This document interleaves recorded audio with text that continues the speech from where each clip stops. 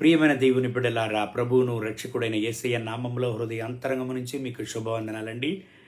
అపోస్తుల కార్యములు 1వ అధ్యాయం 8వ వాక్యాన్ని చదువుకుని ఈరోజు కొరకు మనము ప్రార్థన చేద్దాం.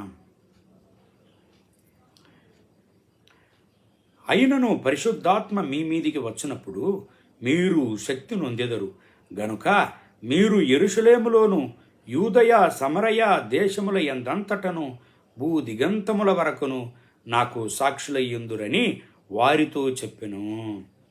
ప్రియమైన దేవుని బిడ్డలారా, దేవుని వాగ్దానాన్ని చూడండి. పరిశుద్ధాత్మ శక్తి మన పైన వచ్చినప్పుడు మనము దేవుని యొక్క శక్తిని పొందుకుంటామంట, దేవుని యొక్క బలాన్ని పొందుకుంటామంట. అంత మాత్రం కాదు, దేవుని కొరకు గొప్ప సాక్ష్యంగా నిలబడతాము అని దేవుని వాక్యం మాట్లాడుతున్నది.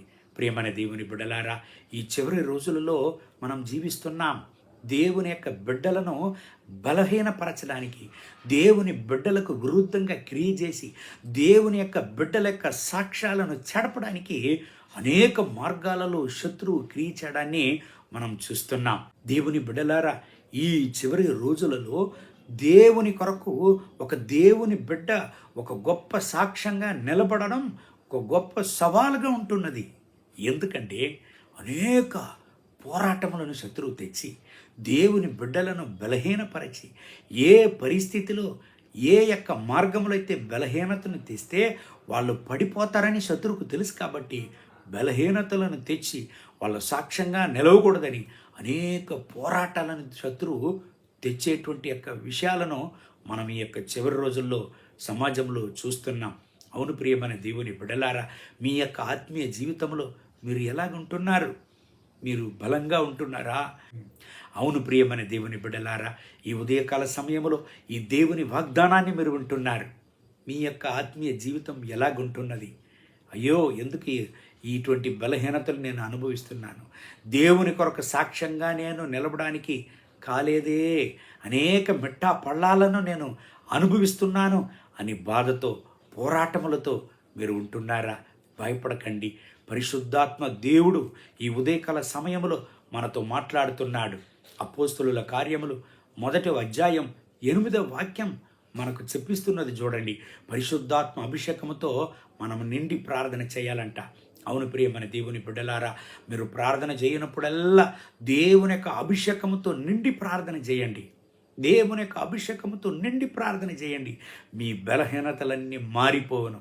అంత మాత్రం కాదు, మీ యొక్క సాక్ష్యాన్ని, మీ యొక్క పేరును చెడపడానికి చూసేటువంటి యొక్క శత్రు పోరాటములను నాశనము చేయను.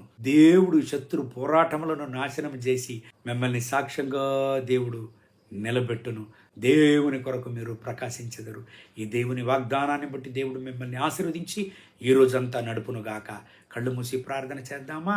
మహోన్నతమైన ప్రభువా, ఈ ఉదయకాల సమయంలో నా ప్రియమైన సహోదర సహోదరుల కొరకు ప్రార్థన చేస్తున్నాను. మీ బిడ్డల్ని ఆశీర్వదించండి.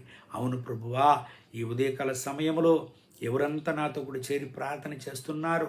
అయ్యా, ఎందుకు ఈ బలహీనత, ఎందుకు ఈ పోరాటము? దేవుని కొరకు నేను సాక్ష్యంగా నిలవబడడానికి కాలేదే?